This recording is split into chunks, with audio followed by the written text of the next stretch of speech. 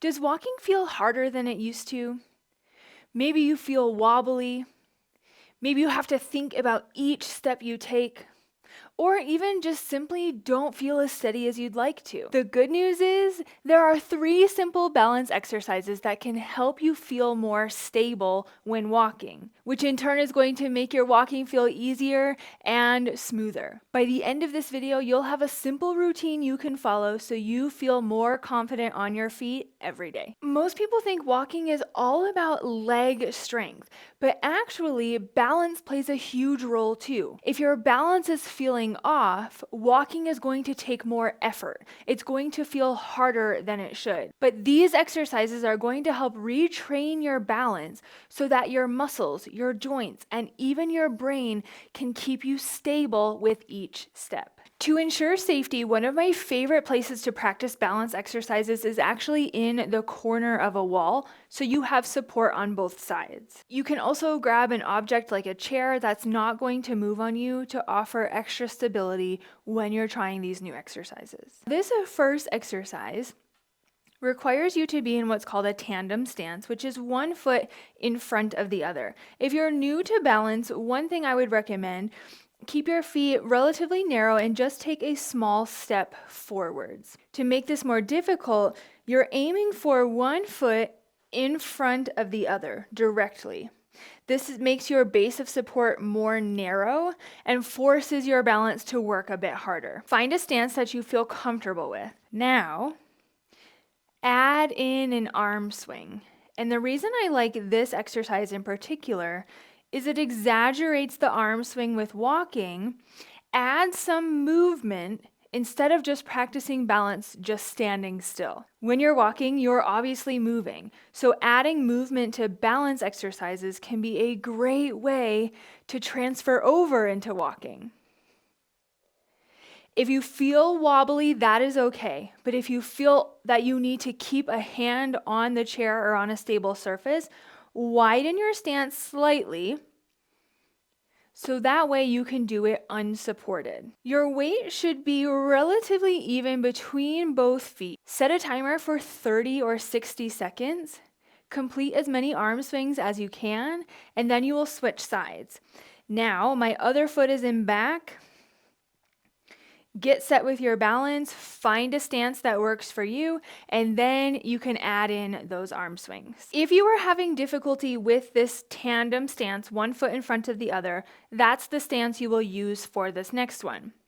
If you felt pretty good with this, meaning you didn't need a lot of extra help from an object or the wall, you can move into what I call a modified single leg stance, where most of my weight is in this front leg, but my back toes are touching the ground, offering just a little stability, acting like a kickstand. Get set in your stance first, widen the stance out if you need to make it a bit easier. Add in a head turn.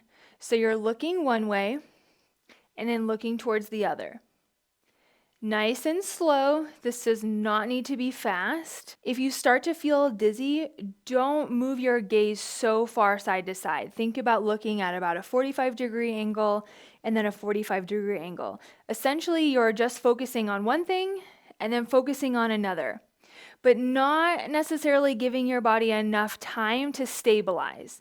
So your vision is moving. That's what's going to be making this balance exercise more challenging. When it comes to walking, you're moving, you're constantly looking at new things. So training balance in this way is very beneficial.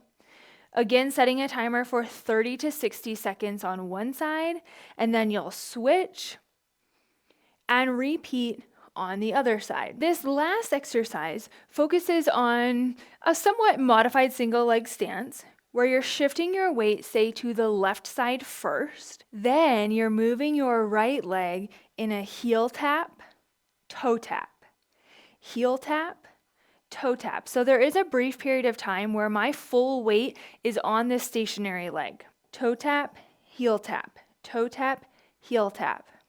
I'll show you from the side. The key you want to make sure of here is making sure your shoulders stay square, meaning there's not a lot of extra movement in moving this right leg. Your right leg is the only thing that's moving. So we're engaging core here, we're engaging posture.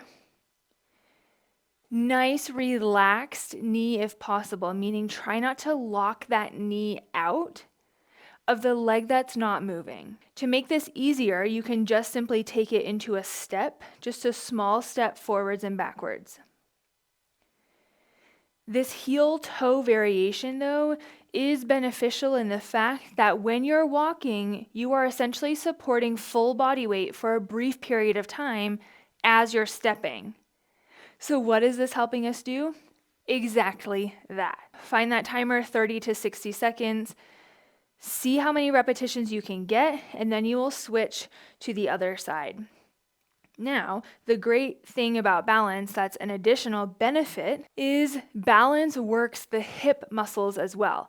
So you might start to experience, especially on this one, when you have full weight on one leg, those hip muscles start to fatigue. They start to feel tired, especially on the outside and then in the back. And if they fatigue too quickly, that's when you start to get these other movements. The most important part about improving your balance is practicing. Your body needs repetitions in order to improve.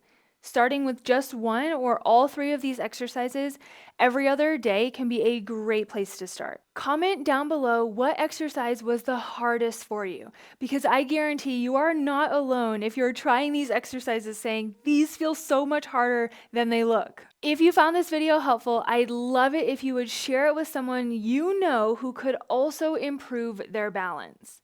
Balance is such an incredibly important part of daily life, and it's one thing you do not want to decline. Thank you so much for watching, and I can't wait to see you in the next video.